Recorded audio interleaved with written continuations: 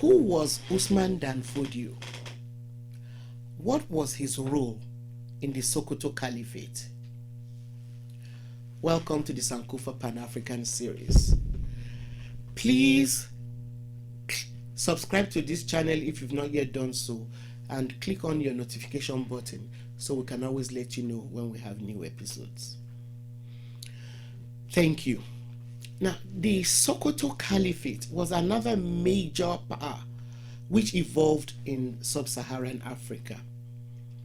The Fulani who constituted the Caliphate were migratory people.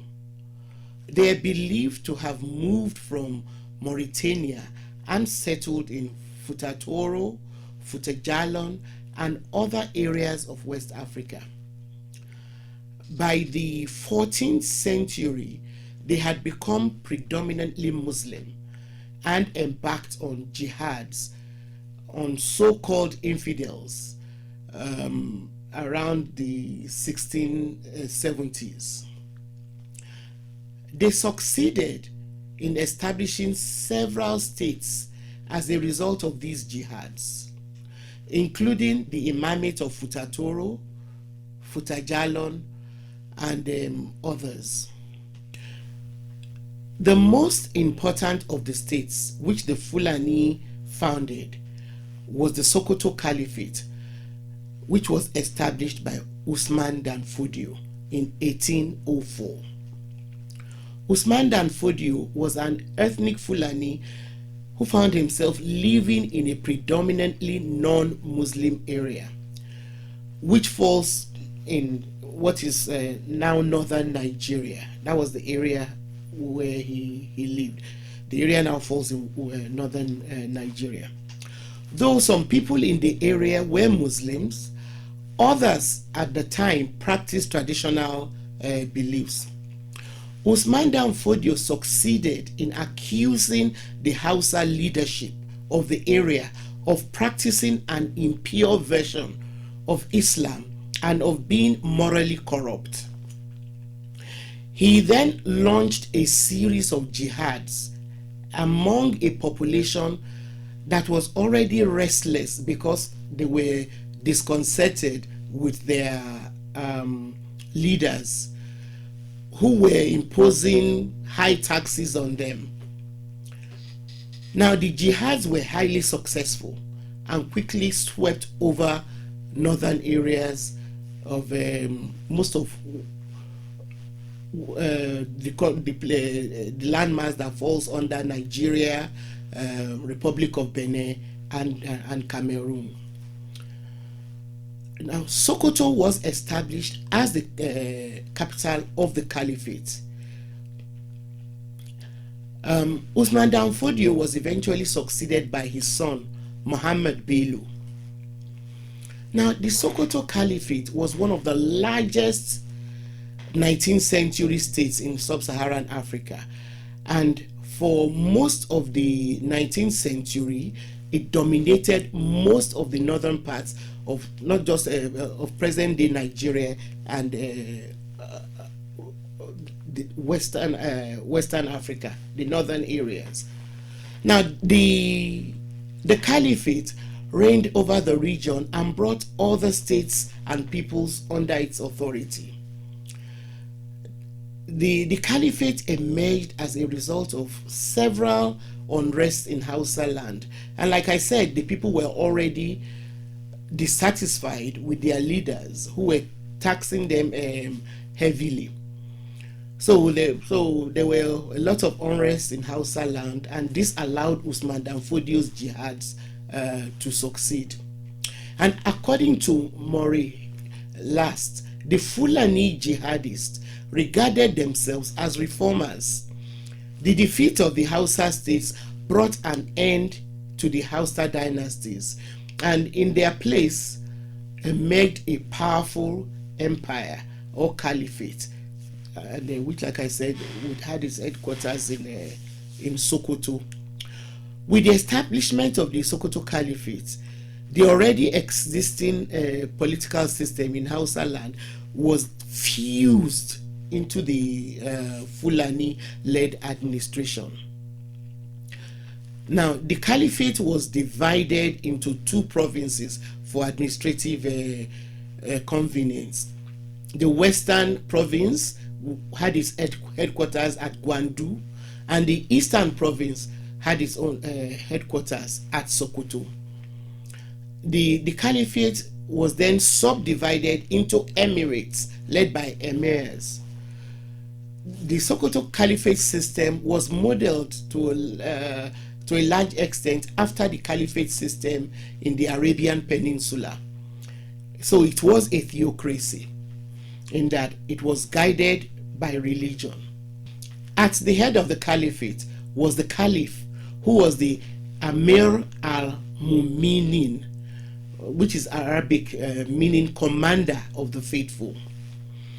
He had a duty as both the religious and political leader. His duty was to select emirs who took charge of the outlying states of the caliphate. In principle, the position of emir was not hereditary like the position of kings in previous empires.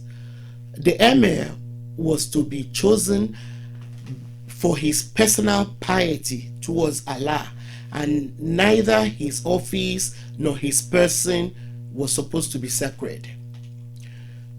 These emirates, like the new caliphate, were administered according to Muslim laws, the Sharia.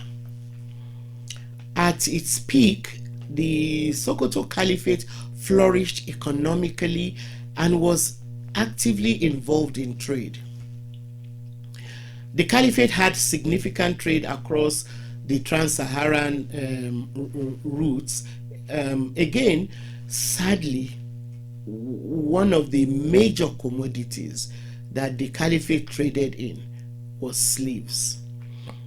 This was largely possible because of the combined attacks of Muslim states under the Caliphate on so-called infidel states under the assumption that because they were non-Muslims, they were infidels. As a result of these attacks, war captives were taken and turned into slaves. As such, it can be said that in much the same way that Christianity encouraged the transatlantic slave trades, Islam also greatly influenced the trading patterns of the trans-Saharan slave trade. Slavery remained a large part of the economy of the Caliphate, so much so that slaves were a major form of currency. Although some of the economy of the Caliphate was based on agriculture, such as agricultural farms, even these agricultural farms were largely sustained through slave labor. Apart from slave trade and agriculture, the economy of the Sokoto Caliphate also depended on taxes which were imposed according to Sharia law. The establishment of the Caliphate had tremendous impact not only on the northern areas of West Africa, especially northern Nigeria, but the entire geographic area that later became known as Nigeria. The Hausa states, which had existed before the Caliphate, which were now emirates, were for the first time brought under a single political organization. One interesting fact about the Caliphate was that religion played such a powerful role that it did not need to maintain a standing army. Compared with states of similar size, the Sokoto Caliphate did not have or need military force to keep law and order. Islam, being the state religion, was more of a social cement for the emirates under the Caliphate. And for a while, even without the military coercion, the Emirates toed the expected line and did not revolt against the caliphate. The caliphate also used diplomacy effectively with well-established correspondence. They had a well-established correspondence with Morocco and Tripoli. The caliphate also tried to maintain peaceful relations with other Muslim states in North Africa. Like other major empires in pre-colonial Africa, in pre-colonial African society, Sokoto soon started facing a number of challenges which marked the prelude to its decline. The physical expanse of the caliphate was the most serious of the challenges because the Emirates started taking advantage of the caliphate's lack of a strong military base to organize revolts. Rivalries among the Emirates also encouraged alliances with states outside the caliphate. So gradually, the authority of the caliphate over the Emirates started waning. The growing influence of the Europeans in the second half of the 19th century further encouraged the Emirates to deal independently of the caliphate. With the beginning of the colonial rule, the Sokoto Caliphate soon lost all major influence and fell to the French and British colonial armies. The autonomy of the Sokoto Caliphate eventually ended in 1903 when the British annexed northern Nigeria. Thank you very much for watching this episode of the Sankofa Pan-African series.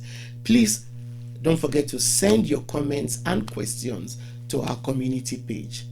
And please share our videos. See you next time.